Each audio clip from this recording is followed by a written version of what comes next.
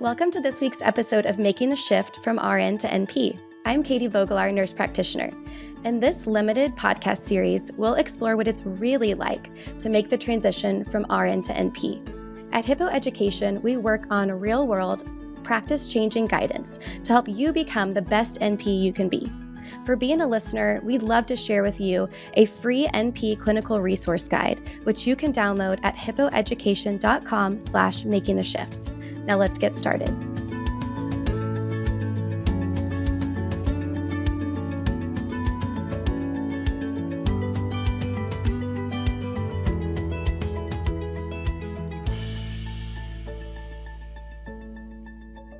We all get to the end of NP school, and we really hope to find our dream job. But what happens when your dream first NP job turns into a nightmare? My guest today, Kirsten Berggren, is a family nurse practitioner with over a decade of experience in adult primary care, pain management, and urgent care. But she started out in a job that turned out to be a nightmare. Kirsten, welcome to the podcast. Hi, thank you. So tell me about your first job as an NP. So my first job, I was in a specialty clinic, and I was the first NP hired in that clinic. The supervisor, the medical director, seemed like a super nice guy, and he seemed really willing to work with me and help me get up to speed and get everything started. And it seemed like it was going to be a really good opportunity. But in the end, I just felt hung out to dry and unsupported and overworked and not clinically at my best.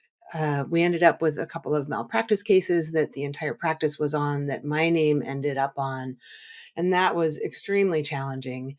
And, it just wasn't what I had hoped for as a nurse practitioner.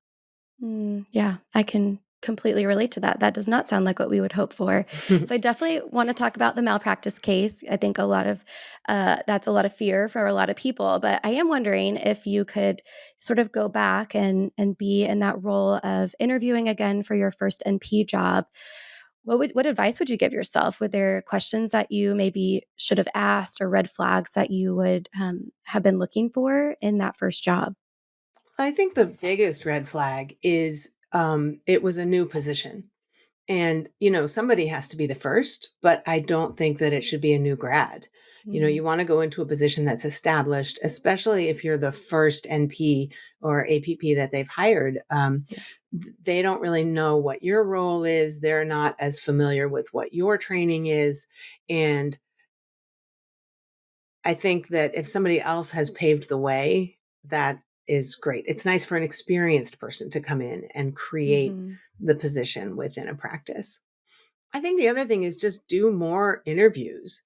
I was feeling very crunched for time. I had just gotten Mhm. divorced. I had 2 little kids. I was just Mhm. out of school. I had been teaching in the nursing school the whole time I was in school. I had been crazy busy. And here I was facing not sure where my income was going to come from. And so I got a job offer and I thought, wow, this is great. I have a job offer. But I think it would have been wise to interview more places, maybe find a place that had a role that was already existing and was a little bit more supported. Mhm. Yeah, that's really wise advice. You were in, a situation where it sounds like you really were eager to find your first job and wanted to, find a stable source of income for yourself. Did that experience in your first job sort of change how you looked at future jobs and the questions that you asked in interviews or what you were looking for in your future jobs as an NP? Oh, it absolutely did. I knew to ask questions about what was the support going to be like? What was the availability of support? Um, it, it made me more, I would say, a little paranoid Mm, about what I was getting myself into. And unfortunately, I went into a second job that also had a lot of problems. So I think it took me a couple of tries to really figure out what I was looking for. So gotcha. that second job was a combination urgent care, primary care, and the medical director was really the only provider there. And so once again, I'm coming into a new role. And so we have to kind of forgive ourselves and keep in mind that there were a lot of outside factors going on and my life was Mhm. complicated. Um, Mhm. but he had promised so much availability. He had promised that I would never be alone in the clinic. He had promised that he would always be there to answer questions. He seemed like a great educator at the beginning. His wife had actually been in one of my programs, so we had a personal connection. Mhm. And in the end, he would just disappear and leave me to see patients by myself. Mhm. And he said he was always available by phone, and he sort of was, but it's very awkward to have to leave a patient encounter and go call someone. It feels a little bit more secure to walk down the hall to talk to Yeah. somebody who's already in the building, because then that person can come in and have a peek. And there Mhm. were times where I was texting him photographs of, Wow. a rash and saying, Mhm. what do you think? So the thing that was really different for me in that second position was that I knew to leave. 'Kay. And within a few weeks of getting there, I was already applying for other jobs. And so I managed to only work in that job for 4 or 5 months before I found something really good. Well, I'm glad that you used some of the things that you learned from that first job to really kind of help you to see what is the best supportive environment for you. And it sounds like eventually you got to a supportive environment. That's so important as a new nurse practitioner to have that really supportive environment to help you feel like you can transition into practice well. I would really love to go back and talk about that malpractice case that you mentioned. Getting Sure. sued is one of my biggest fears. I don't think I'm Yeah. alone. And how did you get through that as a new nurse practitioner? And how did you not leave the nurse practitioner profession, especially this coming from your first job as an NP? One of the things about a malpractice case is they take forever. And Mm, so by the time it all had really moved forward, it had been a couple of years since the incident happened. So I was a little bit more well established and a little bit more confident. The other thing that really helped is that my mother is a psychiatrist, and she told me that it is very unusual to not be sued at some point in your career, and that it's not a career ending thing, and that people get through it. And so just having her support was incredibly important for me. mm, And, as I've gone forward applying for other jobs, I've had several positions since then. It does become something that you have to address every single time. And that's tedious. And the first time I went to apply for a job where I had to discuss it, I was terrified, but I mm, just was incredibly honest. And I told them exactly what had happened. And, there was one case where I had not done the right thing. I was in a practice where things moved very quickly and we didn't have an electronic record. And so I had done a procedure on somebody who, based on their extensive medical and surgical history, should not have had that procedure done. It was a knee injection, mm, which I knew how to do and which I had done plenty of times before. But this guy was not a candidate for it. But I had been advised by my medical director to just go ahead and do it. And if I had had access to his medical records, it would have seemed like a very bad idea.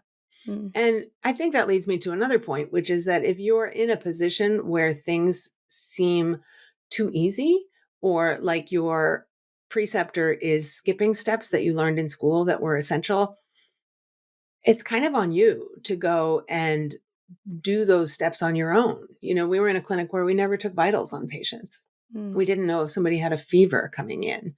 We didn't know if they were tachycardic. And knowing what I know now, I wish I had had the confidence as a new grad to say, this is not how I've ever done this in another clinic. And mhm. why are we not doing this? Yeah. Um, but in the end, with the malpractice cases, it does become something that follows you, but you create a story around it. You tell your truth about what your involvement was. It really helps, I think, to be very honest about what you've learned from the process. There were actually two cases, one where I do believe I did something wrong with that knee injection. There was another case where there were 26 defendants named, and I was one person in a chain. And I really felt very strongly that I did not have anything to do with the outcome. And being able to express that to um, interviewers in future jobs, and also have that as a written statement in my CAQH. All of those things became really important. I think if I had advice to Yeah. give, it would be get your own lawyer, Mm. which seemed unaffordable at the time, but I think it would have been worth, laying out the money and accruing some debt just to have my own lawyer who was not the person representing the other people in the practice. Mhm. I had no idea that that would be a thing that you should do. Mhm. And then the other thing is just keep everything and Yep. create a solid document that has everything in it: dates of occurrence, dates that the suit was started, who your lawyer was, your lawyer's name and address and phone number. That's something I just had to provide a couple weeks ago, and this is 12 years ago. And so I Mm. had to go rooting through all my papers and just write everything down in one place, create a document, and it'll follow you. But I've never not gotten a job because of it. People have always respected me for being honest about it. And because both incidents happened in my first year of practice, I think people have been very forgiving about it. That's really good to hear, as someone who is terrified to ever get sued, and I know that that's a possibility, to hear that it wasn't career ending for you, that you Hmm. were able to be honest and say, "Here's what I learned," and able to own what "Hey, yeah, I probably shouldn't have done this," and then the other case, "I don't need to own anything here." I think that's really Yeah. wise advice. Have those suits, worsened imposter syndrome? I know a lot of new grads, and even I've been out of school for 7 years, I still get imposter syndrome. Has that made you question yourself as an NP, and has that made imposter syndrome worse for you? It's interesting because I think I just compartmentalized it. I have horrible imposter syndrome as it is at baseline, and after having been in practice over a decade, I still sometimes think, why are these people asking me these questions? I don't know the answer to this. How would I know that? And then I realized that of Mhm. course I do know it. And if I don't, I know where to look it up. Yep. Um, but I think the thing that has been really helpful for me with imposter syndrome actually has been the teaching that I do, because Mm. I teach in some continuing medical education programs. And what I've learned from that is the more simple I start the talk, the more well received it is. Mm. And it's made me realize that if there's a very simple, basic question that I have in my mind, there are probably 20 other people in the room who have that same question. And Mhm. they're afraid to ask it because everybody has such bad imposter syndrome. So I think it's realizing that we all have gaps in our knowledge. We all have things that we don't know. And the only way to learn it is to ask the question. And imposter syndrome makes us afraid to ask the question. Mhm. So true. That's very, very wise advice for sure. Well, Kirsten, I really thank you for sharing the good, the bad, the ugly about your early NP career. And I'm glad to hear that those bumps in the early years didn't derail you from continuing on in a decade long and hopefully many more years to come career as an NP. If Yeah. you could give one piece of advice to NPs that are making that transition from school to their first job, what would that be? I think it would be ask more questions in your interview and trust your gut. If something Hmm. doesn't feel quite right, listen to that. This is not one piece of advice, it's kind of a few because it's hard for me to stick to one. You're But I good. think I think talk to your colleagues, find out the experiences that they're having. I was, because of imposter syndrome, I was afraid to go to my colleagues and say, "Hey, this feels really weird," or "We're not doing this," because I didn't want them to judge me for not knowing. But I think be really in touch with your classmates. They're a wealth of information. Talk to the people who feel like they struck gold. Kirsten, tell me about that third job that you had after having a couple of, I would say, nightmare jobs. How did the situations that were not so great in your first two jobs improve with that third job?